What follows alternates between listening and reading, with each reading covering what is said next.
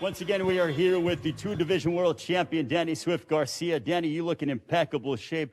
I mean, can you tell us about the fact that I feel like you seem to thrive during these big fights? Sure. Is this something that really gets the juices flowing and the adrenaline pumping for you? Yeah, for sure. Definitely. It's crazy because I've been the underdog my whole career. So when I'm not the underdog, I don't feel right. So I'm right where I want to be right now. I'm in my comfort zone. Would you say that you fight better as the underdog compared to being the favorite? I wouldn't say that. You know, I say I fight great all the time, but it's definitely the energy I like. It's the chip I like to have on my shoulder. It's like I'm proving myself all over again after so many world title fights and big events, and I have to prove myself again. And that's what keeps me going. You fought more current or former world champions on paper than that of Errol Spence. Do you feel like your experience is going to play a factor in the fight on December 5? Yeah, definitely. You know, I've been in there with some wizards, you know, like Eric Morales, he was a wizard. You know, he Zab Judah, even though they were a little in their 30s, late 30s, but their experience was something you could learn off. It's like you're going to school that night. So I definitely been in there with some legends, and I learned a lot from them guys. You know, I learned a lot from everything, and everything I learned in my career was lead me to this fight. Now, you were very close to potentially making it to the Olympic team in 2008. Do you feel like you don't get the credit that you deserve for being a very good pure boxer and a technician? No, I feel like, you know, numbers don't lie at the end of the day. This is a numbers game. So when you sell out the Barclays Center, when you have a market, when you get millions of views, the fans see, the fans, you can't force the fans to like you. Like, no matter how much the media pumps you, and the media pumps you like a superstar, and the fans don't like you, you can't force the fans to like you. You can't force the fans to buy a ticket. You can't force them to watch you fight. And I proved that no matter what people say about me, they come to watch me, and my fans love me. Well, the city of Philadelphia has certainly opened their arms to you. You are so proud of this rich fighting city. Can you tell us about what being from Philadelphia means to you, and what does it mean to be a Philly fighter? I feel like if I wasn't from Philly, there would be no Danny Garcia, to be honest. This city has made me the champion I am today. You know, going down from the Joe Frazier to the great Bernard Hopkins, you know, all the great fighters from Philadelphia. You know, I just grew up in that old school mindset of boxing where you're real disciplined.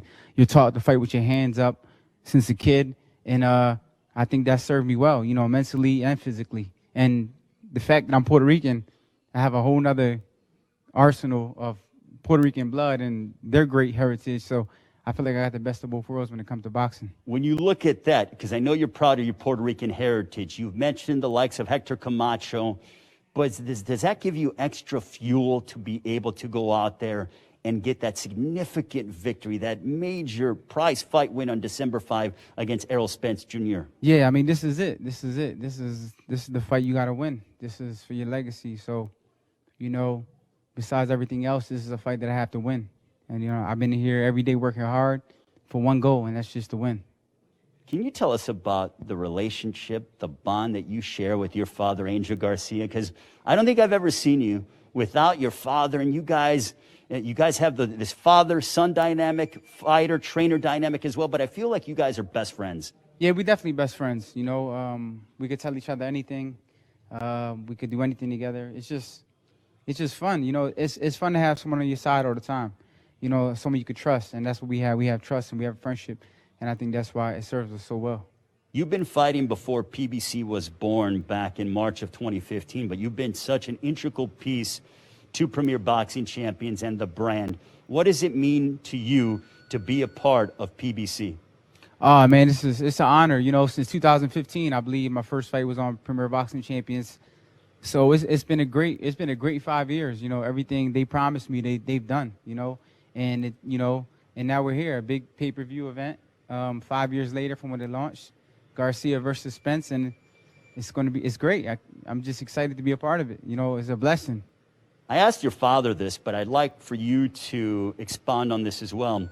In your mind, are you the hardest hitter that Errol Spence has ever gone up against? No doubt about it. You know, he's been in there. I don't think he's never been in there with a fighter who could punch like me. Yeah, actually, no, he's never been in. I know for sure I'm one of the hardest hitters in boxing, period. So I mean, anybody who steps in the ring with me, I'm going to be the hardest hitter they face. Do you think the layoff is going to affect him at all? Because it's going to be 14 months since he stepped inside the ring against Shawn Porter back at the end of September of 2019. I don't know. Everyone's different. You know, I can't really speak for him because I don't know. That's something he has to figure out, and we'll have to see December 5th. I know I'm ready, and I'm ready to go, and I can't really worry about what he's bringing to the table. I have to worry about Danny Garcia. Has training been any different for you because we are living in this new world of COVID-19? Yeah, definitely. Training has been way different. I ain't gonna lie. It's boxing's a lonely sport, but during the COVID times, it's more lonely. Yeah. So even like going home, you know, it's like you can't have nobody over your house. You can't go visit people. You can't do nothing. So basically, there's nothing else to do but fight, to be honest. So would you say that for you mentally, it's better for you to put you more in that fighter's mindset? I would say, like, yeah, I would say if there's any time to fight, a big fight is now. There's no distractions. The only thing you have to worry about is not getting COVID. And if you're doing the right thing, you're not going to get it. How much does your family motivate you? I saw your daughter around here.